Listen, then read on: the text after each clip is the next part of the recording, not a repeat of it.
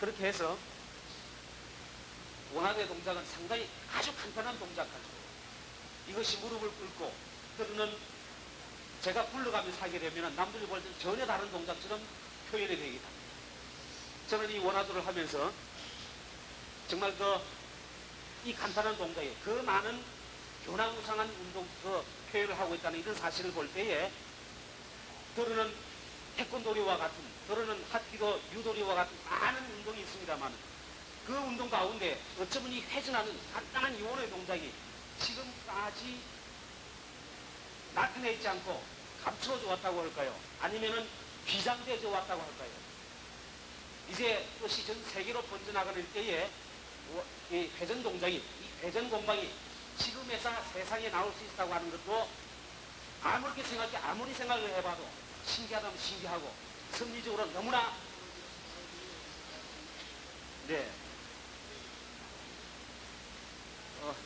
원화도가 어떻게 출발했냐를 잠깐 말씀드리겠습니다.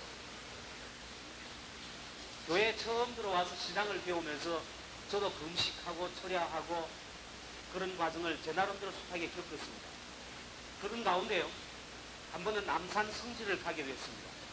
남산 성지를 가게 돼서 그날도 저는 거기에서 철야하고 그 일주일 금식이 끝나고 나면은 또 다음 금식을 계획하고 있었습니다. 근데 그날 밤 따라 제게 오는 신체적인 고통이 상당히 심했습니다. 목도 마를 뿐더러 배도 고프기도 하고요. 전혀 저로서는 견딜 수 없을 만큼 그랬습니다. 그런 순간에 제게 전기에 감전된 것처럼 어떤 상이 눈앞에 발짝 그려지기 시작을 했습니다.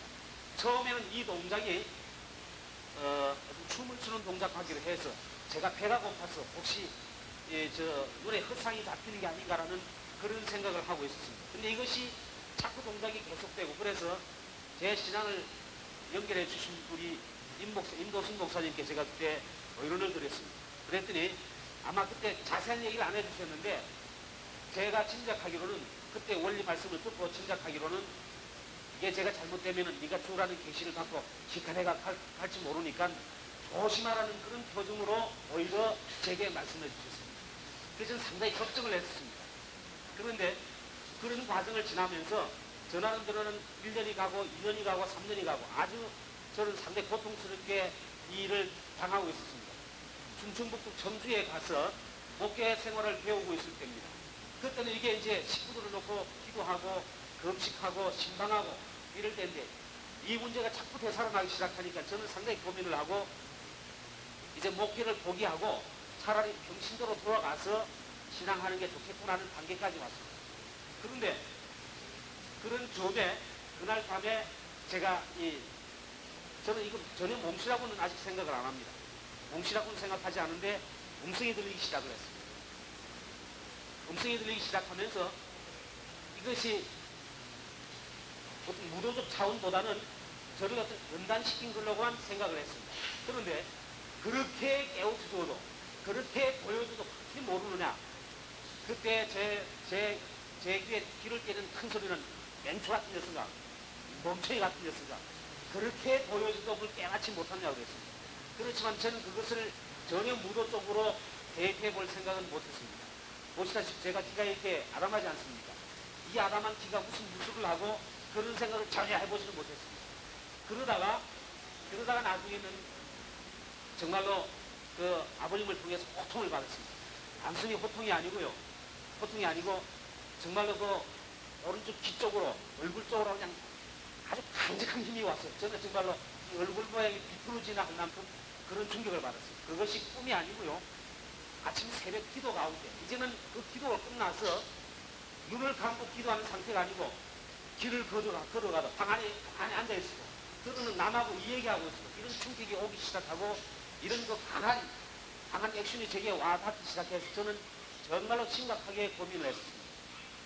그러면서 본격적으로 이제는 저는 지금 생각해보면은 무술의 교육을 받기 시작했습니다. 그런데요, 구르기 동작이 있다면은 그냥 구르기 안 하시고요. 그냥 막연하게 길을 가게 하십니다. 이게 이제 가만 앉았으면 있는 상태가 아니고요. 제가 이제 식구를 만나기 위해서 집을 가는 상태입니다.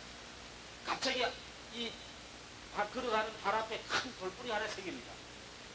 순간적으로 가다가 돌부리에 생기면 탁 하고 이제 겁이 나는 순간이 이때 도로록 부르게 됩니다. 물론 그때 저는 유도를 좀 배우고 있었고 그 태권도를 좀 배우고 있었습니다. 근데 이 구르는 동작이 왜 왼발이 나갔을 때에 왼손이 나가서 굴려야 되느냐, 오른손도 나갈 수 있습니다. 그런데요, 제게 연습시키는 방법은 갑자기 돌부리가 하나 생기면 제가 오른발이 나가려고 하는 순간입니다. 나가려고 하는 순간 찌끔하게 되니까 이때 몸이 기울어지면서 왼쪽 무릎이 났을 때에 왼손이 나가는 방법을 터득하게 해주시고, 그러니까 얘 공기야 이거 이렇게 하라 저거 이렇게 하라, 저는 그렇게는 배우지 못했습니다. 아마 제가 상당히 둔했기 때문에 일일이 매를 맞듯이 제가 훈련받는 방법이 그것이 아니었나 싶습니다. 그러니까 그때야 저는 중학교 때 고등학교 유도를 배웠습니다. 단순히 그냥 이렇게 구르면 구르는 건가보다, 왼발에 나갔을 때는 오른손도 나갈 수 있고 구르는 왼손도 나갈 수 있겠구나, 단순히 그랬습니다. 그런데 이 구르는 동작이 왜 왼발이 나가고 왼손이 나갔을 때 굴렸을까 하는 이런 그 동기가 제게 부여됨으로 해서 제가 그때 터득이 됐습니다. 그럼 그때 이제 불러놓고 보면은 돌멩이 있느냐, 돌멩이가 없습니다. 이런 과정, 여러 가지 과정을. 또 하나는요, 지금 잠깐 보여드린 동작처럼 변함없이 몸무게가 탁 날아 들어옵니다. 도로는 피하기도 하는데 무술에서 피하고 하는 것은 무술의 제1형에 해당이 안 됩니다. 마지막 단계는 피하거나 도망가는 거지만은 상대방 딱 붙었을 때는 일단 결전을 벌렸을 때는 이겨야 되는 겁니다. 상대방 결전을 벌이지 않은 것이 최선이지만은 만약에 어떤 상태에 붙었을 때는 이겨야 됩니다. 그것은 자선이라고 저는 그렇게 배웠습니다. 그래서 그때 몽두에 나가는 동작을 저는 참 정말로 그 머리에 맞는 것 이상입니다. 그때에 제 앞에 나타나는 하얀 도복을 입은 그 모습이 무용처럼 나타난 동작이 이런 동작으로 그것을 공방해내는 것을 봤습니다. 저것이 뭐 해당하는 거구나, 해당하는구나. 이런 방법을 통해서 관심을 갖게 되고, 관심을 갖게 되는 통에 제가 좀 그 동작이 느리기 시작합니다. 느닷없이 그냥 이런 그 몸뚱이 같은 게 날아들어옵니다. 그때 그것을 피하기 위해서 몸을 돌리고 보면은 그것이 방의 자세가 되고요. 제일 기억이 나는 게 넓적한 송판으로 그냥 아버님께서 어쩌나 후드로 계시는지 정말 그때 그 겁이 나서 성전을 못 들어왔어요. 성전에 안 들어가고 좀 바깥에서 쓸데없는 사tel 얘기를 하고 그러면은 좀 괜찮은데요. 마음을 좀 가지고 기도하려고 그러면 다 들어오고 그랬어요. 뿐만 아니라요, 제게 이제 동작을 한 동작씩 보여주시는 것이, 저는 처음에는 제 속으로는 저런 동작은 저보다 좀 못하시는데, 저런 동작은 제가 좀 나은데, 그런 생각을 했습니다. 그래서 그러면 이렇게 하는 것이 좀 어떻겠습니까? 라는 질문을 마음속에 던지면은, 그래 이 녀석아 그렇게 해줘야 하느냐, 그렇게 저는 그 운동을 배웠습니다. 그런 무도를 배우고 나서 그 다음에는 어떤 수련을 받았냐면은, 무도책이 많은 도서관에 갔습니다. 도서관에 가서 많은 무도책을 뽑아봤습니다. 그런데요, 지금 보면은 그 글자가 어떤 글자인지 잘 모릅니다만, 어쨌든 그때 그 순간 그 책을 볼 때는 제 나름대로는 이해가 가고, 그렇구나 그런 정도였습니다. 그래서 그때 참 머릿속에 남아지는 것은요, 언젠가 한번 청평에서 그 서린봉 이때 아버님 말씀하심이 구멍을 뚫어가지고 이 구멍 속에 그때 표현을 그대로 제가 옮겨와 본다면 쳐넣어가지고 이 원리 공부를 해서 되게 만지고